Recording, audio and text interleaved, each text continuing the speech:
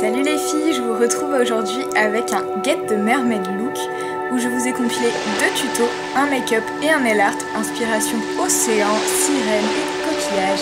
Et on va commencer tout de suite avec le nail art. Comme pour toute manucure, je commence par appliquer une base sur tous mes ongles. Ici j'utilise la Crystal White de chez L'Oréal. Je vous ai épargné les moments où je secoue le flacon dans tous les sens afin de récupérer le fond de vernis qui reste. Ensuite, je prends un très joli verre de chez Essie, c'est le Naughty Nautical, le 837, que j'applique sur tous mes ongles, à part l'annulaire, puisque sur cet ongle, je vais faire un accent nail. Une couche suffira amplement. Ça n'a pas besoin d'être fait parfaitement, étant donné qu'on va faire des choses par-dessus. Pour l'annulaire, j'attrape le Candy Floss, un joli rose de la marque Ciaté. Ne vous inquiétez pas, le contraste ne va pas rester aussi violent. J'attrape ensuite des bandelettes qui vont me servir de guide pour la suite de la manucure sur tous les ongles verts. Comme vous pouvez le voir, elles sont en forme de vaguelettes, je les ai trouvées sur Born Pretty Store et franchement je les adore. J'utilise ensuite ce joli bleu pâle qui est le Rock the Boat de chez Essie, le 841, et je l'applique uniquement sur la moitié de l'ongle comme vous pouvez le voir.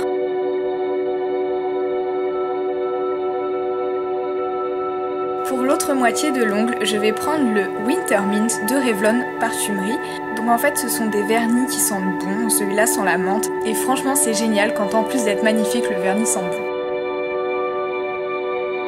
Comme je n'étais pas satisfaite de l'intensité du bleu, j'ai remis une deuxième couche du bleu pâle, mais si vous avez un vernis qui est opaque en une couche, ça pose aucun problème de ne laisser qu'une couche. J'attends ensuite que ce soit bien sec pour pouvoir retirer les bandes sans abîmer ni la première couche ni les 2 couches qu'on vient de mettre, et je retire les bandelettes très doucement, bien plus doucement que ce que vous voyez là puisque j'ai accéléré. Pour l'étape suivante, je vous conseille de vous munir d'un petit plateau puisqu'en fait je vais utiliser le kit Shell Manicure de chez Ciaté dont vous avez vu le vernis rose tout à l'heure. Le deuxième flacon contient en fait des petits fragments de coquillage, donc véritables d'après eux. Donc j'ajoute sur l'annulaire une couche très épaisse de Candy Floss, puis je viens saupoudrer avec les fragments de coquillage. Enfin plutôt je viens balancer la moitié du flacon dessus pour être sûr qu'il y en ait pas mal sur l'ongle. Pour les fixer, je viens tapoter avec mes doigts. L'avantage avec le petit plateau, c'est qu'on peut récupérer les fragments de coquillage et les reverser à l'aide de l'entonnoir dans le flacon. Pour fixer le tout, je mets une couche de top coat sur tous mes ongles, donc une fine couche sur les ongles verts et une couche beaucoup plus épaisse sur l'ongle où il y a les coquillages pour bien fixer tous les fragments. J'utilise ici le top coat Je suis vernis Beauté Life de Queer en Beauté. Et voilà, la manucure est terminée. Bien évidemment, vous pouvez la reproduire avec d'autres couleurs, mais là c'était vraiment esprit sirène, etc. Et donc dans les mêmes tons que le maquillage que je vais vous faire après.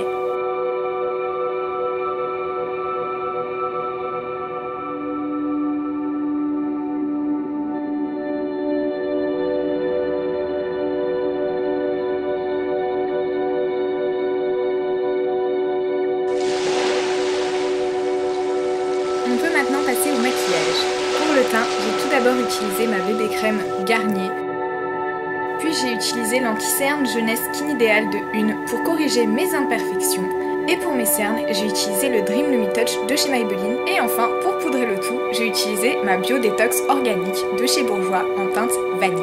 Pour les yeux, j'ai commencé par appliquer une base à paupières sur ma paupière mobile et sur mon ras de cils inférieur. Pour les fards, j'ai en majorité utilisé la palette Eye Divine originale de chez Sleek. Pour commencer, j'ai appliqué le fard The Thames sur toute la paupière mobile. J'ai ensuite pris le fard E10, un bleu vert canard un peu, que j'ai appliqué sur l'extérieur de l'œil en formant plus ou moins un V. Pour le coin interne, j'ai utilisé un mono de chez Yves Rocher, le bleu lavande, numéro 62. Puis j'ai commencé la première moitié de mon ras de cils avec. Et enfin, je l'ai fondu avec le deuxième fard sur ma paupière mobile. J'ai ensuite repris le fard E10 pour en mettre sur la deuxième moitié de mon ras de cils inférieur. Puis j'ai fondu les 2 fards que je viens de mettre entre eux. Comme d'habitude, sur l'extrémité de mon ras de cils supérieur, j'ai mis un fard plus foncé. Ici, c'est le London Rain qui est en fait un bleu marine. Et comme tout ça était un peu trop net, j'ai fondu les bords en ajoutant le London Eye sur mon pinceau un rose avec des reflets dorés absolument sublimes. Vous le savez, hein, il faut estomper, estomper, estomper jusqu'à obtenir le résultat qu'on veut. Comme je voulais une délimitation un peu rose-violette, j'ai rajouté du fard après par-dessus sur la limite entre ma peau et les fards en fait. Et enfin, pour nettoyer les chutes, je suis venue en quelque sorte estomper avec ma poudre teint sur le pinceau.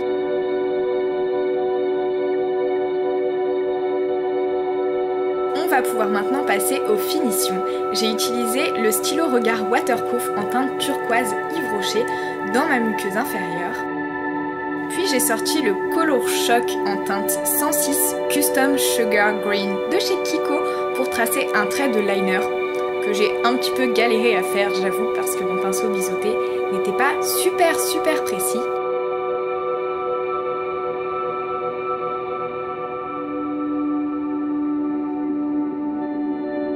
La suite, je ne vous apprends rien, j'ai mis une couche de mascara 360 degrés de chez Yves Rocher sur les cils supérieurs mais aussi inférieurs. Et j'ai ensuite attrapé mon volume 1 seconde de chez Bourjois et j'ai rajouté une couche sur mes cils supérieurs. Et voilà, vous avez maintenant un joli regard de sirène.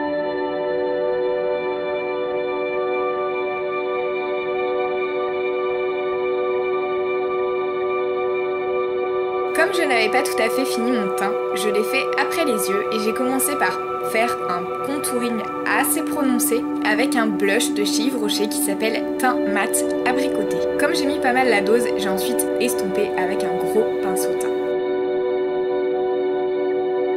J'ai été assez téméraire ensuite puisqu'en fait pour mon highlighter j'ai mélangé mes fards à paupières The Thames, donc le bleu le plus pâle que j'ai utilisé, et London Eye, le rose, sur le haut de mes pommettes.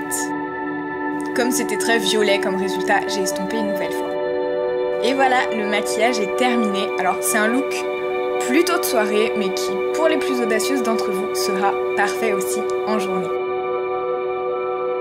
En tout cas, j'espère que cette vidéo vous aura plu. Et si vous reproduisez un des deux tutos, je vous invite à me les partager sur les réseaux sociaux. J'adorerais voir ça. Et en attendant dimanche prochain, comme d'habitude, je vous fais des bisous.